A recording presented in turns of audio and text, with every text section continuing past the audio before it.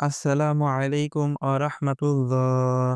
সুপ্রিয় দর্শক ও শ্রোতা মণ্ডলী, আশা করি মহান রাব্বুল আলামিনের অশেষ মেহেরবানিতে আপনারা ভালো আছেন, সুস্থ আছেন।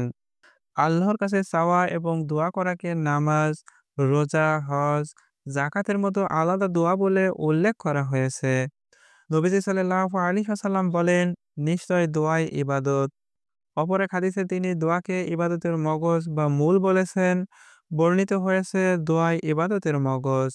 রাসূল সাল্লাল্লাহু আলাইহি ওয়াসাল্লাম আরো বলেন, আল্লাহর নিকট বান্দার দোয়ার চেয়ে অধিক প্রিয় ও মর্যাদাপূর্ণ জিনিস আর নেই। তিরমিজি শরীফের হাদিস। আল্লাহ তাআলা নিজেও বান্দাদের বেশি বেশি দোয়া করতে বলেছেন। পবিত্র কোরআনে বর্ণিত হয়েছে, তোমাদের রব বলেন, তোমরা আমার নিকট দোয়া করো, আমি তোমাদের দোয়া কবুল করব।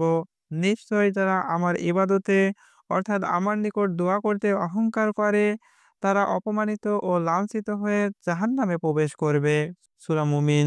দোয়া আল্লাহ তাআলার রহমত লাভের বড় হাতিয়ার। রাসূল সাল্লাল্লাহু আলাইহি ওয়াসাল্লাম বলেন, যার জন্য দোয়ার দরজা খুলে দেওয়া হয়েছে, অর্থাৎ যাকে দোয়া করার তৌফিক দান করা হয়েছে, তার জন্য রহমতের দরজা খুলে দেওয়া হয়েছে। তিরমিজি শরীফের হাদিস। দিনের বেশ কিছু মুহূর্তের দোয়া আল্লাহ তাআলা বিশেষ গুরুত্ব সহকারে শোনেন এবং কবুল করেন বলে হাদিসে বর্ণিত হয়েছে।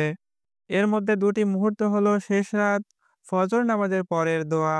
এ বিষয়ে আবু হুরায়রা রাদিয়াল্লাহু তাআলা আনহু থেকে বর্ণিত, রাসূল সাল্লাল্লাহু আলাইহি ওয়াসাল্লাম বলেন, মহান আল্লাহ তাআলা প্রতি রাতের শেষ প্রহরে অর্থাৎ যখন রাতের ১/৩ বাকি থাকে, দুনিয়ার আকাশে অবতরণ করেন। তিনি তখন বলেন, আছো কি কোনো আহ্বানকারী? আমি তোমার ডাকে সাড়া দেব। কোনো প্রার্থনাকারী আছো? আমি তোমাকে যা চাও তাই দিব। কেউ কি প্রার্থনাকারী আছো? আমি তোমাকে ক্ষমা করে দিব।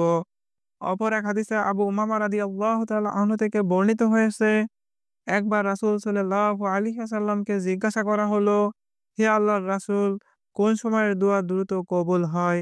তিনি উত্তরে বলেন, রাতের শেষ সময় এবং ফরজ নামাজের পর। সুনানে তিরমিজি। আল্লাহ তাআলা আমাদেরকে এই দুটি সময়ে বেশি বেশি ইবাদত করার তৌফিক দান করুন এবং জাহান্নাম থেকে বেঁচে জান্নাতে যাওয়ার তৌফিক দান করুন। আমিন।